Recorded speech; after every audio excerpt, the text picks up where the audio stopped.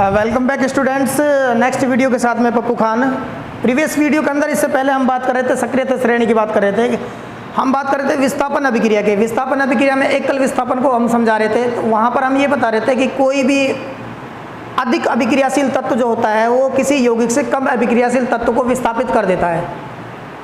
तो इस प्रकार की अभिक्रिया क्या कहलाती है? विस्थापन अभिक्रिया कहलाती है। अगर एक तत्व परमाणु का विस्थापन हो रहा है तो वो एकल विस्थापन कहलाएगा। अगर दो तत्व परमाणु का विस्थापन हो रहा है तो वो क्या कहलाएगा? द्विविस्थापन कहलाएगा। हम यहाँ पर समस्या ये आ रही थी हमारे सामने कि भाई कैसे पता चले कि कोई तत्व है या कोई धातु है वो अधिक अभिक्रियाशील है, कम अभिक्रियाशील है। तो उसके लिए हमारे पास एक टेबल है और जिसे हम तत्वों की सक्रियता श्रेणी के नाम से जानते हैं। तत्वों की सक्रियता श्रेणी के नाम से जानते हैं, जो कि हमारे पास कुछ तत्व हैं यहाँ पर दिखाई दे रहे हैं आपको। ये हमने व्यवस्थित किए हैं अधिक अभिक्रियाशीलता से कम अभिक्रियाशीलता की ओर। ऊपर से नीचे की ओर अगर आते हैं तो हम क्या होता है, अधिक अभिक्रियाशीलता से निम्न अभिक्रियाशीलता की ओर जाते हैं हम। ऊपर की ओर जो तत्व हैं, धातु हैं, वो तो क्या है, अधिक अभिक्रियाशील, और नीचे की ओर जो है हमारे पास कम अभिक्रियाशील तत्व।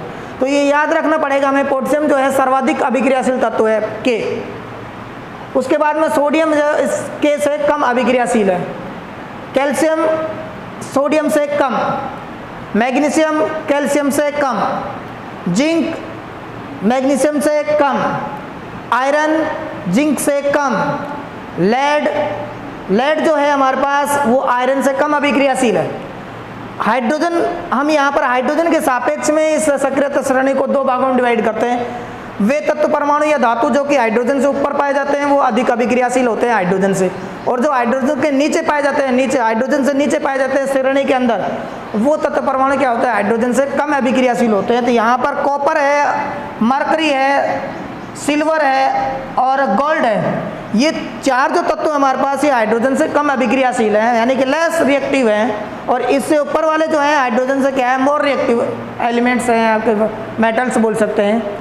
तो अब हम यहाँ विस्थापन अभिक्रिया को समझाने का प्रयास कर रहे थे। तो विस्थापन अभिक्रिया में हम ये कहते हैं कि भाई पोटेशियम जो है उसका विस्थापन सोडियम द्वारा नहीं होगा। सोडियम का विस्थापन पोटेशियम द्वारा हो सकता है। सोडियम जो है इसका विस्थापन जो है पोटेशियम द्वारा हो सकता है, लेकिन ये सोडियम इसकी जगह आ जाए ये विस्थापित नहीं होगा। क्यों? क्योंकि सोडियम क्या है, कम अभिक्रियाशील, और पोटेशियम क्या है, अधिक अभिक्रियाशील। तो अधिक अभिक्रियाशील को कम अभिक्रियाशील विस्थापित नहीं कर पाता है। बात यह है यहाँ पर कि कम अभिक्रियाशील अधिक अभिक्रियाशील तत्व से विस्थापित हो सकता है। तो ये हमारे पास ये इसको विस्थापित कर सकता है, लेकिन ये इसको विस्थापित नहीं कर सकता। ये इसको विस्थापित कर सकता है, लेकिन ये इसको विस्थापित नहीं कर सकता। अगर हम यहाँ देखें तो ये इसको विस्थापित कर सकता है, लेकिन ये इसको विस्थापित नहीं कर सकता। इसी प्रकार इसको ये विस्थापित कर सकता है, लेकिन इसको ये विस्थापित नहीं कर सकता। इस प्रकार लगातार हम देखते हैं यहाँ पर, यानी कि ऊपर वाला तत्व जो है नीचे वाले तत्व से विस्थापित नहीं हो सकता, नीचे वाला तत्व ऊपर वाले तत्व से विस्थापित हो सकता है। तो जैसे हमने अभी एग्जांपल दिया था आपको कि जो कॉपर सल्फेट की अभिक्रिया किससे कराएं, कॉपर सल्फेट की अभिक्रिया किससे कराई थी, जिंक से कराई थी ना अभी हमने। तो कॉपर सल्फेट, यानी कॉपर क्या है हमारे पास नीचे जा रहा है और जिंक क्या जा रहा है, ऊपर जा रहा है। ये अधिक अभिक्रियाशील है, ये कम अभिक्रियाशील है। इस कारण जिंक क्या करेगा, कॉपर को हटा देगा, विस्थापित कर देगा, और क्या बनाएगा, ZnSO4 प्लस कॉपर। इसी प्रकार हमने आपको बताया था कि भाई जैसे यहाँ पर जिंक सल्फेट है, या सॉरी आयरन सल्फेट है, आयरन सल्फेट FeSO4 है, इसकी अभिक्रिया हमने किससे कराई, जिंक से कराई। किससे कराई है, जिंक से कराई है। तो जिंक चूंकि अधिक अभिक्रियाशील है किससे, आयरन से, तो यहाँ पर हमारे पास क्या प्राप्त होगा, ZnSO4 plus Fe, ZnSO4 plus Fe। तो यहाँ पर क्या है, ये तो लेस रिएक्टिव है और ये क्या है हमारे पास, मोर रिएक्टिव है। ये अधिक रिएक्टिव है, तो ये कम रिएक्टिव को क्या कर देंगे, विस्थापित कर देंगे, अभिक्रिया करके क्या बना लेंगे। अब अगर कोई रिएक्शन आपको ये दे दी जाए, मान लीजिए ये दे दी जाए FeSO4 प्लस क्या दे दिया जाए आपको, कॉपर दे दिया जाए, Cu दे दिया जाए। आयरन सल्फेट की अभिक्रिया अगर किससे कराई जाए, कॉपर से अभिक्रिया कराई जाए तो क्या संपन्न होगी, आयरन श्रेणी के अंदर ऊपर है, कॉपर श्रेणी के अंदर नीचे है। ये कम अभिक्रियाशील है, ये अधिक अभिक्रियाशील है, तो कम अभिक्रियाशील अधिक अभिक्रियाशील को विस्थापित नहीं कर पाएगा। इस कारण ये रिएक्शन नहीं होगी। इस कारण ये रिएक्शन क्या होगी, नहीं होगी। तो एग्जाम के अंदर क्या है, जनरली क्वेश्चन कैसे डाला जाता है, कुछ अभिक्रियाएं दे दी जाती हैं जिनको एक्स वाई जेड के रूप में लिखा जाता है और उसके बाद में ये कहा जाता है इनको पूर्ति कीजिएगा, इनकी अभिक्रियाओं को कंप्लीट कीजिएगा। तो कुछ अभिक्रिया हमारे पास ऐसे भी दी जाती है कि FeSO4 प्लस कॉपर, तीर का निशान दे दिया जाता है, क्या बनेगा, हम आंख बंद करके या वैसे ही क्या है जनरली क्या बना लेते हैं, जैसे FeSO4 कॉपर है तो कॉपर सल्फेट बना देते हैं, Fe को हटा देते हैं, जो कि क्या है गलत है। क्योंकि ये अभिक्रिया में क्या होता है, कॉपर क्या है कम अभिक्रियाशील, Fe क्या है अधिक अभिक्रियाशील, इस कारण क्या है कॉपर है Fe को क्या कर विस्थापित नहीं कर पाएगा, इसलिए ये अभिक्रिया संपन्न नहीं होगी। तो वहां पर ये भी देखना होता है कि अभिक्रिया संपन्न हो रही है या नहीं हो रही है। तो इसको भी कई बार क्या है एग्जामिनर थोड़ा घुमाकर एक दो क्वेश्चन इस प्रकार डाल देता है जो अभिक्रिया संपन्न होती नहीं और हम जबरदस्ती उन अभिक्रियाओं को संपन्न कर देते हैं, जो कि गलत होता है आगे चलकर। ठीक है, तो ये कुछ तत्वों की सक्रियता सरणी है, उसको आप याद करेंगे कि सबसे पहले पोटेशियम आएगा, सोडियम आएगा, कैल्शियम आएगा, उसके बाद magnesium, zinc, Fe, lead, hydrogen, copper, mercury, silver और गोल्ड। और इनको हम ऊपर से नीचे की ओर यानी कि हम कह सकते हैं अधिक से कम की ओर। अगर हम ये बात करें तो ये क्या है अभिक्रिया सक्रियता की क्या है, सक्रियता में क्या हो रही है, वृद्धि हो रही है। और अगर हम नीचे की ओर जाएंगे तो सक्रियता में क्या होगी, कमी। ये तो क्या है वृद्धि, और अगर नीचे की ओर जा रहे हैं, हम नीचे की ओर जा रहे हैं तो ये क्या हो रही है, कमी। सक्रियता में क्या हो रही है, कमी। ठीक है, तो प्रकृति के अंदर जो है हम बात करते हैं गोल्ड की बात करते हैं, गोल्ड इतना महंगा क्यों है भाई। जनरली देखा होगा आपने कि भाई लोहा है, लोहा सस्ता होता है, गोल्ड महंगा होता है, महंगा क्यों है ये भाई, धातु है ये भी और वो भी धातु है, तो इसमें डिफरेंस क्यों है भाई। ये जो गोल्ड है ना, गोल्ड है ये कम अभिक्रियाशील होता है, बहुत कम अभिक्रियाशील होता है, इसलिए ये अभिक्रिया नहीं कर पाता, और अभिक्रिया नहीं कर पाता है तो अपनी मूल फॉर्म में पाया जाता है ये। और जो तत्व धातु या अभिक्रियाशील होते हैं वो अन्य यौगिक बना लेते हैं, अपनी मूल फॉर्म से अलग हट जाते हैं। अब चूंकि जेवरात वगैरह होते हैं वो सोने के बनाए जाते हैं, नहीं कि लोहे के बनाए जाते हैं। लोहे के बना देते हैं, लोहे के बनने से क्या है जंग वगैरह लग जाता है, जंग मतलब एक तरह से उनका ऑक्सीकरण हो जाता है लोहे का, और ऑक्सीकरण होने से क्या है लोहे की जो मूल फॉर्म होती है वो बदल जाती है। जबकि यहाँ पर ये जो गोल्ड वगैरह है इनका सामान्य परिस्थितियों में क्या है ऑक्सीकरण नहीं होता है, क्योंकि ये बहुत कम क्या होती है अभिक्रियाशील होती है। इस कारण ये धातुएं क्या होती है महंगी होती है, इसी कारण इनका क्या किया जाता है आभूषण बनाने में उपयोग किया जाता है। सोना चांदी का उपयोग आभूषण बनाने में किया जाता है, क्योंकि ये लेस रिएक्टिव होती हैं, कम अभिक्रियाशील होती हैं। ठीक है, अब हम बात कर रहे थे एकल विस्थापन अभिक्रिया। एकल विस्थापन अभिक्रिया का हमने एग्जांपल बता दिए थे आपको। नेक्स्ट हम बात करेंगे द्विविस्थापन अभिक्रिया की। किसकी बात करेंगे, द्विविस्थापन अभिक्रिया की।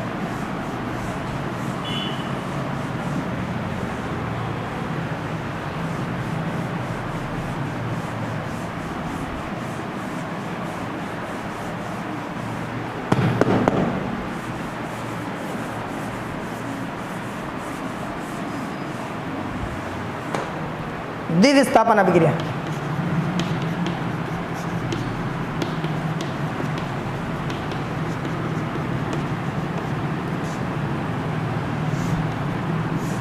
द्विविस्थापन अभिक्रिया में क्या होता है, इसमें किसी यौगिक से एकल परमाणु या समूह का न होकर दो परमाणु या समूह का विस्थापन होता है, इसलिए इसे क्या कहते हैं द्विविस्थापन अभिक्रिया कहते हैं। इसकी एक और खास विशेषता है, इसमें आयनों का आदान प्रदान होता है। इसमें क्या होता है, आयनों का आदान प्रदान होता है। तीसरी खास विशेषता क्या होती है, इन अभिक्रियाओं के दौरान अवक्षेप का निर्माण होता है, प्रिसिपिटेट का निर्माण होता है, अवक्षेप का निर्माण होता है, अघुलनशील अवक्षेप का निर्माण होता है। इसलिए इन अभिक्रियाओं को क्या कहते हैं, अवक्षेपण अभिक्रिया भी कहते हैं। क्या कहते हैं इनको, अवक्षेपण अभिक्रिया।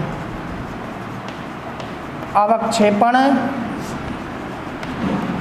अभिक्रिया किसका निर्माण होता है इनके अंदर, प्रिसिपिटेट का, पीपीटी।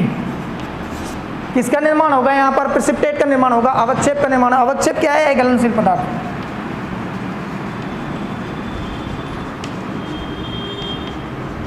बोले तो ठोस, किस अवस्था में पाया जाता है, ये ठोस अवस्था में पाया जाता है। ठीक है, तो अब यहाँ पर हम देख लेते हैं, परिभाषा देख लेते हैं इसकी।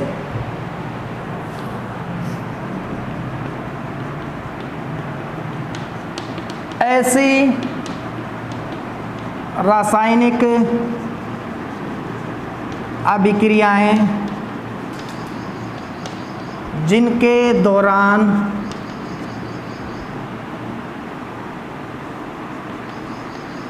आयनों का आदान प्रदान होता है या फिर इनके दौरान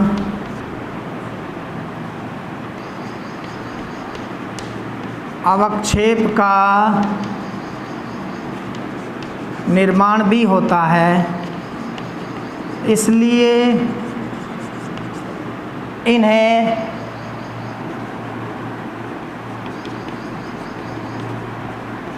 अवक्षेपण अभिक्रियाएं भी कहते हैं।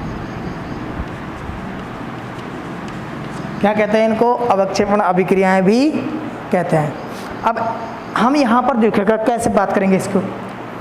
इसके लिए रिप्लेसमेंट का हमारे पास ये है ए बी, मॉडल के रूप में हम समझा सकते हैं, जैसे हमारे पास ये और ये हमारे पास ये, ठीक है। डिफ्रेंशिएट करने के लिए हम थोड़ा सा प्लस सी डी,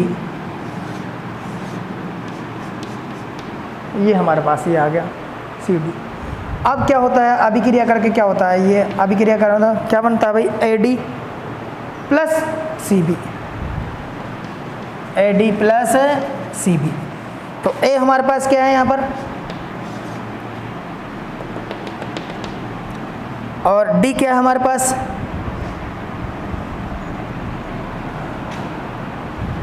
इसको साइड दे देते हैं ताकि हमारे पास ये डिफरेंशिएट हो जाए। ये हमारे पास प्लस में सी क्या है हमारे पास, और अब उसके बाद बी क्या है हमारे पास, ये है। तो ये हमारे पास क्या है, विस्थापन द्विविस्थापन अभिक्रिया है। द्विविस्थापन अभिक्रिया में क्या होता है, दो तत्व परमाणुओं का रिप्लेसमेंट हो रहा है। कितने परमाणु का, दो परमाणु का, दो तत्व परमाणु या समूह का रिप्लेसमेंट हो रहा है। ए बी है, ये सी डी से अभिक्रिया कर रही है, ये मान लो ए है, ये बी है, ये सी है, ये डी है। इधर देखिएगा क्या बनेगा, ए और डी, ए डी, और इधर क्या बनेगा, सी और बी, ठीक है। मतलब ये हो सकता है, ये कह सकते हैं हम यहाँ पर आयनों का आदान प्रदान हो रहा है। आयनों का आदान प्रदान, ये मान लें धनात्मक, ये ऋणात्मक है, ये धनात्मक, ये ऋणात्मक है, तो इसका धनात्मक, इसका ऋणात्मक, इसका धनात्मक, इसके ऋणात्मक से संयोग करेगा। जैसे हम बात कर लेते हैं, एक एग्जाम्पल देते हैं, CuSO4। एग्जाम्पल के लिए हम बात करें CuSO4, कॉपर सल्फेट की अभिक्रिया किससे कराएं, सोडियम हाइड्रोक्साइड से। विशिष्ट एग्जाम्पल बता रहा हूं मैं आपको।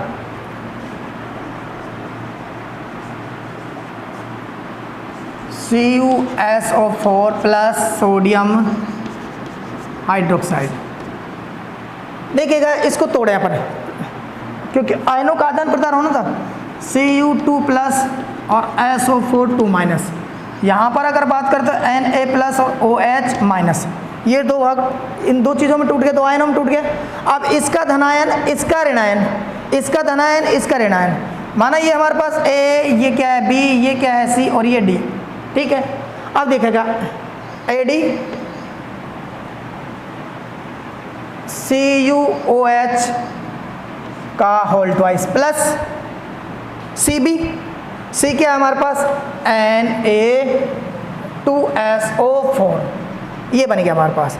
तो ये तो हमारे पास देखो, ये और ये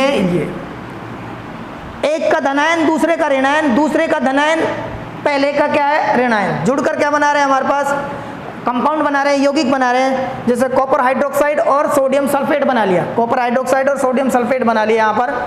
अब यहाँ सोडियम सल्फेट जो है ना हमारे पास, सोडियम सल्फेट, ये क्या है हमारे पास, प्रेसिपिटेट है। क्या है ये, प्रेसिपिटेट है, ठोस है, सॉलिड है। ये तो क्या है, एक्वस फॉर्म में है, और ये क्या है हमारे पास, सॉलिड फॉर्म में।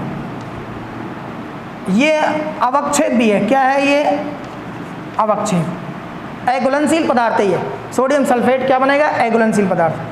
देखिए दोबारा से बता रहा हूँ मैं आपको, कॉपर सल्फेट की अभिक्रिया किससे कराई हमने, सोडियम हाइड्रोक्साइड से। क्या बनाएगा हमारे पास, CuOH का होल ट्वाइस प्लस Na2SO4। ये कैसे बने, अब कॉपर सल्फेट में Cu2 प्लस और SO4 2 माइनस में तोड़ दिया इसको, यहाँ पर NaOH को Na प्लस OH माइनस में तोड़ दिया। तो ये देखेगा CuOH, आपको नवी क्लास के अंदर बताया होगा, Cu2 प्लस और OH माइनस, एक माइनस का और दो प्लस का संयोजकताएं जो होती हैं विपरीत चली जाती हैं, एक दूसरे के ऊपर चली जाती है। तो यहाँ पर एक और यहाँ पर यह क्या दो आ गया, एक को लिखने की जरूरत नहीं है। तो Cu और OH जो है दो जा रहा है, वो किस पे जा रहा है, कंप्लीट OH पे जा रहा है, तो होल ट्वाइस। तो ये तो क्या बन गया, कॉपर हाइड्रोक्साइड। और अब इसी प्रकार अगर बात करें हम Na प्लस और SO4 2 माइनस, तो इधर दो गया, इधर क्या गया एक। नवी क्लास के अंदर समझाया होगा आपको सूत्र बनाना। तो यहाँ पर देखिएगा Na2SO4 क्या बन गया, Na2SO4। तो इस प्रकार देखिएगा हमारे पास इस अभिक्रिया के दौरान आयनों का आदान प्रदान हो रहा है, धनायन ऋणायन ऋणायन धनायन के साथ रिप्लेसमेंट हो रहा है। और चूंकि यहाँ पर दो का रिप्लेसमेंट हो रहा है, दो परमाणु या आयन का या दो परमाणु या समूह का रिप्लेसमेंट हो रहा है, इसलिए इस अभिक्रिया को क्या कर रहे हैं, द्विविस्थापन अभिक्रिया कर रहे हैं। एक और बात है कि इस अभिक्रिया में क्या है, अवक्षेप का निर्माण हो रहा है। किसका निर्माण हो रहा है, अवक्षेप का निर्माण हो रहा है। इस कारण इसे क्या कहते हैं, अवक्षेपण अभिक्रिया भी कह रहे हैं। क्या बोल रहे हैं इसको, अवक्षेपण अभिक्रिया। कौन सा अवक्षेप का निर्माण हो रहा है, सोडियम सल्फेट का। किसका निर्माण हो रहा है, सोडियम सल्फेट का। नेक्स्ट एक रिएक्शन और ले लेते हैं हम, आपको एक एग्जाम्पल और अच्छा दे देंगे, बहुत शानदार एग्जाम्पल है, सिल्वर नाइट्रेट की अभिक्रिया।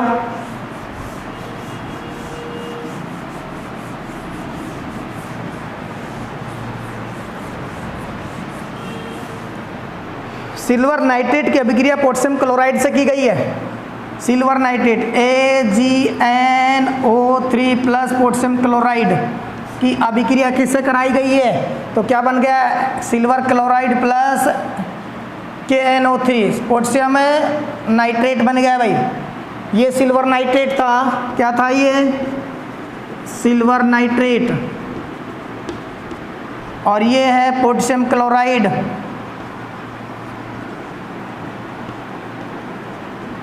ये सिल्वर क्लोराइड और ये पोटेशियम नाइट्रेट।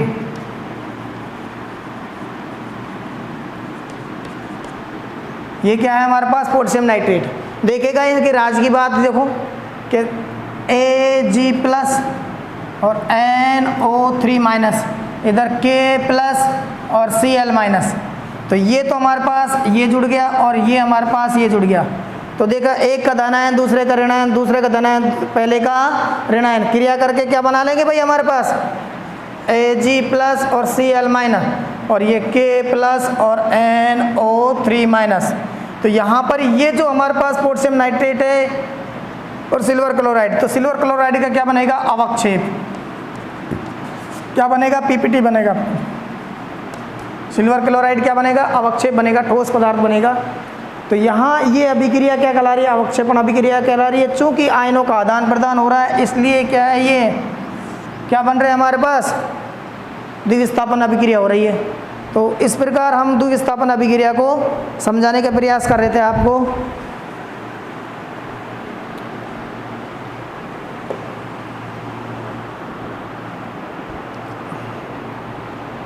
ठीक है, और एग्जाम्पल देखते हैं, कोई एग्जाम्पल बढ़िया से मिल जाता है आपको तो उसके लिए। और द्विविस्थापन अभिक्रिया का एग्जाम्पल,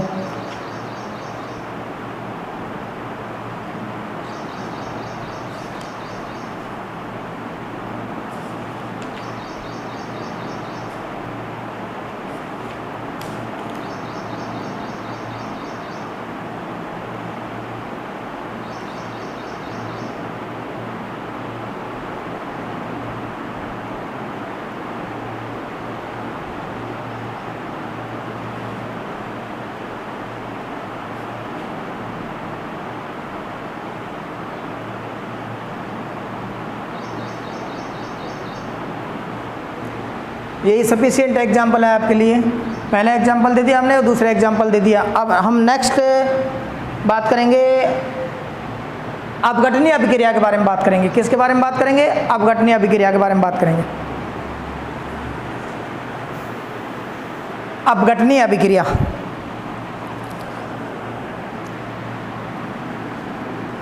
तीसरी अभिक्रिया अपघटनीय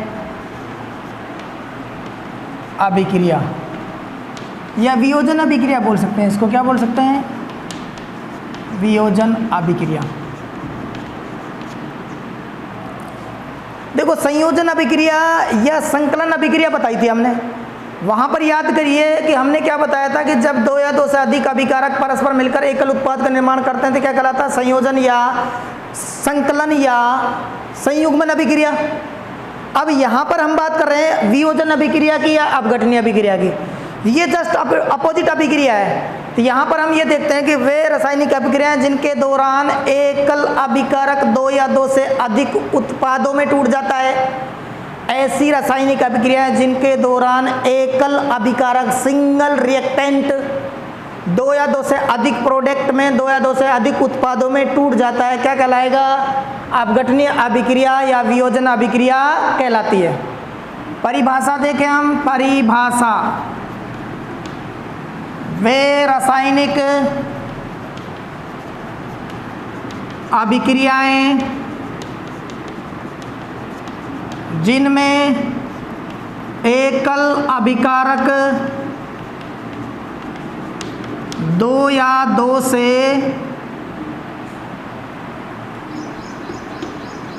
अधिक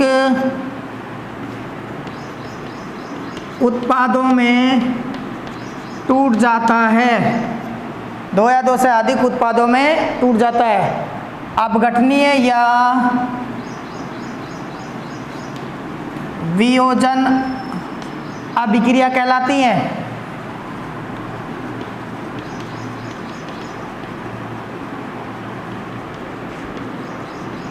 अपघटनीय या वियोजन अभिक्रिया कहलाती है। अब ये तीन प्रकार की होती हैं, कितने प्रकार की होती हैं, तीन प्रकार।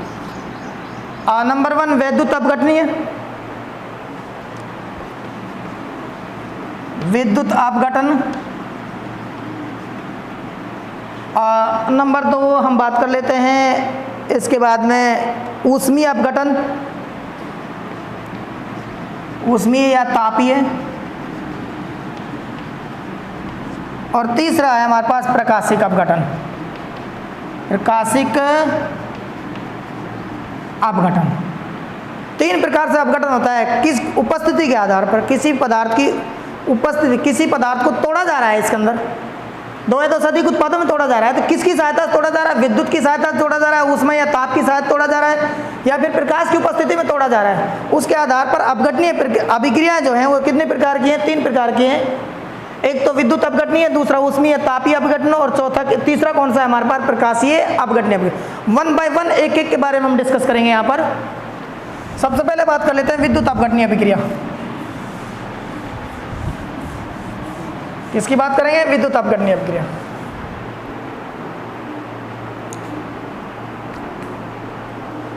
तो यहां पर क्या है हमारे पास, विद्युत अपघटनीय अभिक्रिया, विद्युत अपघटनीय अभिक्रिया।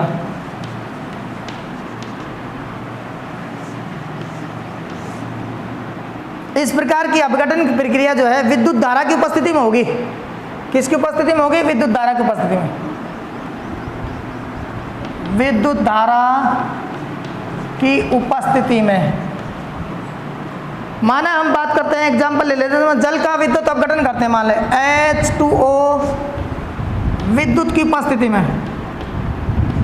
H2 प्लस O2, यहाँ पर गैस और यहाँ पर गैस, H2 प्लस O2, ये हमारे पास वैद्युत अपघटन है। किसका वैद्युत अपघटन हो रहा है, ये जल का वैद्युत अपघटन हो रहा है। हाइड्रोजन गैस और ऑक्सीजन गैस निर्मित हो रही है। अगर जल के अंदर विद्युत धारा प्रवाहित की जाती है, अगर जल के अंदर विद्युत धारा प्रवाहित की जाती है तो जल का वैद्युत अपघटन होता है, किस में बदल जाता है, हाइड्रोजन और ऑक्सीजन गैस में बदल जाता है। इसी प्रकार हम दूसरा एक एग्जाम्पल ले रहे हैं, हम सोडियम क्लोराइड का, नमक का अगर हम वैद्युत अपघटन करें, सोडियम क्लोराइड का जलीय विलयन का NaCl एक्वस, और इसको अगर विद्युत धारा की उपस्थिति में, विद्युत धारा की उपस्थिति में इसका अपघटन कराया जाए तो ये Na प्लस और Cl माइनस, यहाँ एक्वस में और यहाँ पर भी एक्वस में।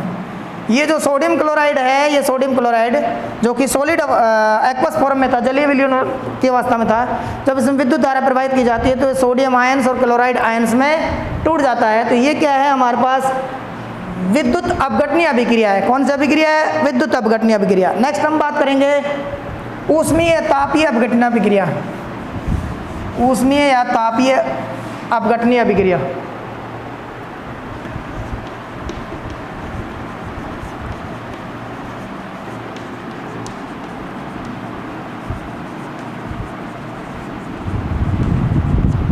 ऊष्मीय या तापीय अपघटनीय अभिक्रिया, इसके अंदर हम बात करते हैं ऊष्मीय तापीय अपघटनीय अभिक्रिया के अंदर। तो ये क्या है, ऊष्मा की उपस्थिति में, ताप की उपस्थिति में होती है अभिक्रिया। ऊष्मा या ताप की उपस्थिति में होती है,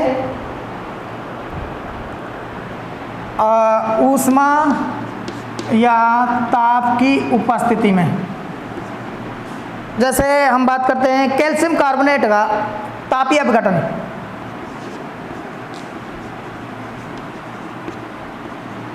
कैल्शियम कार्बोनेट का तापीय अपघटन, कैल्शियम कार्बोनेट CaCO3, इसको अगर ताप की उपस्थिति में अपघटित कराया जाए तो ये किस में बदल जाएगा, CaO प्लस CO2 गैस के रूप में। कैल्शियम ऑक्साइड, ये हमारे पास क्या है, कैल्शियम कार्बोनेट,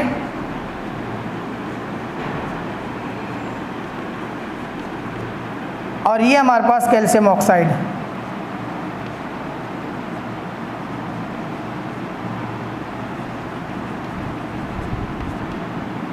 और वो हमारे पास क्या है, कार्बन डाइऑक्साइड।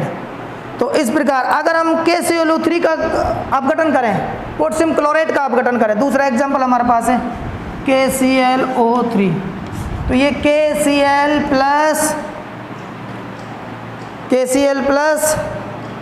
किस में बदल जाएगा, O2 में। KCl प्लस किस में बदल जाएगा, O2 में। अगर इसका देखें हम यहाँ पर बैलेंस के लिए, तो पोटेशियम क्लोराइड जो है ये ताप की उपस्थिति में, किसकी उपस्थिति में, ताप की उपस्थिति में, अगर इसको गर्म किया जाता है तो पोटेशियम क्लोराइड में बदल जाता है, ऑक्सीजन बदल जाता है। ठीक है, ऑक्सीजन के बैलेंस के लिए कितना लगा देते हैं, 3 लगा देते हैं। तो ये अभिक्रिया कैसे हो जाती है, बैलेंस हो जाती है। तो इस प्रकार हमने ये देखा, दूसरा प्रकार है ऊष्मीय या तापीय अपघटन अभिक्रिया। अब तीसरा जो हमारे पास है वो है प्रकाशीय अपघटन। कौन सा अभिक्रिया है वो, प्रकाशीय अपघटन।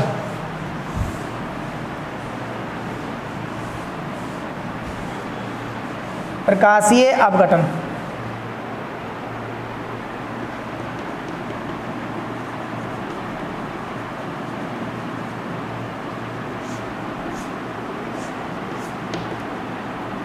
तीसरी अपघटन प्रक्रिया वो क्या है, प्रकाशीय अपघटन। जैसे हाइड्रोजन ब्रोमाइड का अपघटन है, HBr का अपघटन। HBr हाइड्रोजन ब्रोमाइड, अगर हम लाइट की उपस्थिति में बात करें, बोले तो प्रकाश की उपस्थिति में बात करें, तो ये किस में बदल जाता है, H2 प्लस Br2 गैस, और इधर भी ये क्या है, गैस। HBr क्या है हमारे पास, हाइड्रोजन ब्रोमाइड। हाइड्रोजन ब्रोमाइड क्या है ये, हाइड्रोजन ब्रोमाइड। ऐसे ही अगर बात करें सिल्वर क्लोराइड, सिल्वर क्लोराइड, अगर हम प्रकाश की उपस्थिति में बात करें यहाँ, तो प्रकाश की उपस्थिति में ये किस में बदल जाएगा, Ag प्लस Cl2 गैस 2। तो यहाँ पर हमारे पास ये सिल्वर क्लोराइड में, ठीक है। तो ये हमारे पास क्या है, एक तरह से